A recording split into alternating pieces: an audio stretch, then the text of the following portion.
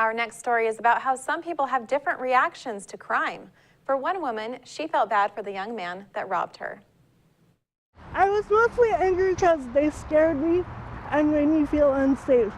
Carolyn isn't worried about her stolen Samsung Nook tablet. She's worried about you. I just think that if they'll target me, they'll target anyone. She and her husband are living with cerebral palsy. They visit Northgate Mall often, where she works on Christian book reviews and huddles with him to talk. He's kind and thoughtful and funny. They were enjoying a Friday afternoon together when the two guys you see here on surveillance video started watching them. Carolyn took notice. I didn't want to engage them because they were kind of scary looking. She was right. You can see the suspect in the red t-shirt lingering across from them. He's quickly joined by another guy in a black coat with a hoodie, long gray pants, and a ball cap. They talk for a few minutes, and then the guy in black walks off screen.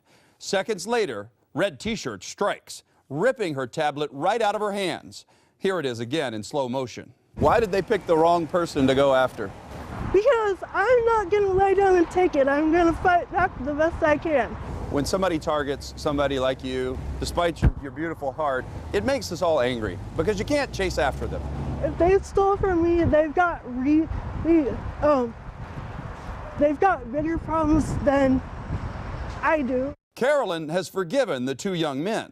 You really feel sorry for these people. You feel like they have it worse off if they're willing to stoop to doing something like this. Yes, I do. She had all of her work backed up, and her husband bought her a new tablet. She's telling her story, though, because she's worried these thieves won't stop, and their next victim might be you. We are going to do everything we can to get these guys caught and make them face justice. Please do. I'd feel much safer if they were caught. It's not often we report on the death of a celebrity, but Joan Rivers was a pioneer for women doing stand-up comedy. With the help of CNN, we take a quick look at her career and passing. I hate, the bodies. It's that funny, no-filter comedy that fans say they will miss most about Joan Rivers. She was here to make people laugh, and she knew that, and she fought to do that. So strong, she bounced back stronger every time from whatever life dealt her, and she was just an amazing woman. Joan Rivers' daughter, Melissa, released a statement saying her mother passed peacefully at 1:17 p.m., surrounded by family and close friends. Returning to her mother's Manhattan apartment, she looked down as she passed the media. Rivers' death comes a week after she stopped breathing at a New York clinic. The comedian was undergoing a minor elective procedure when she suffered cardiac and respiratory arrest. She was rushed to the nearby Mount Sinai Hospital, where she never regained consciousness. In Melissa Rivers' statement, she said her, quote, mother's greatest joy in life was to make people laugh. In California, fans came out to pay their respects at her star on the Hollywood Walk of Fame, and the famous comedy club Laugh Factory changed their marquee in her memory. Close friend and TV host Larry King says Rivers was a wonderful lady who knew no boundaries, simply one of a kind. She was never afraid to go anywhere. She took no prisoners. You could never be personally offended because she cut a swath through everyone. Earlier this week, we reported on the unusual diet of a Great Dane. It appears he wasn't alone. You never know where their nose has been, what they're guilty of eating, until you see the x-ray and learn what hooked them.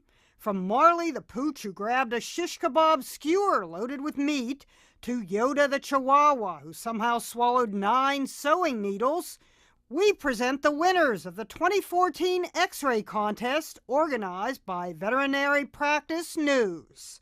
Maybe you've already seen the Great Dane that gulped down 43.5 socks. The vet had to slice open his stomach.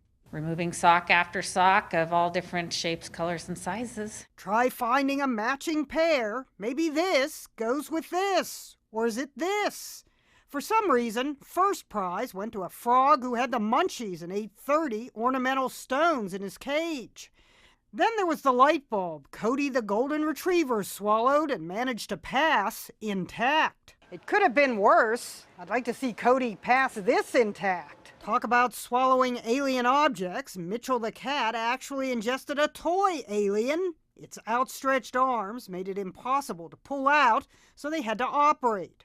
All of the pets you see here recovered from their meals. Take Stella the pug. She downed 104 pennies and a quarter, $1.29. It's okay, Doc. You can keep the change. Norris the Rat Terrier won honorable mention thanks to this nondescript metal clip the X-ray revealed. Attached to it was his owner's bra. Norris's cup runneth over no longer. He's been banned from the laundry room. Even a lizard received honorable mention for swallowing a tiny banana from Barbie's dream house where he occasionally lounges. Then there's Wolf, observed by his owner wolfing down a rubber ducky straight out of the tub. Turns out there was a flock of 5 in there that the vet had to remove. Rubber ducky, you're the one. You make bath time lots of fun. Or if not fun, at least filling. Rubber ducky, I'm awfully fond of you. Ginimo, CNN, New York. That wraps up our weekend edition. iFIBER 1 News will be back on Monday at 5 p.m. with the latest news from around the Columbia Basin. Thank you for watching.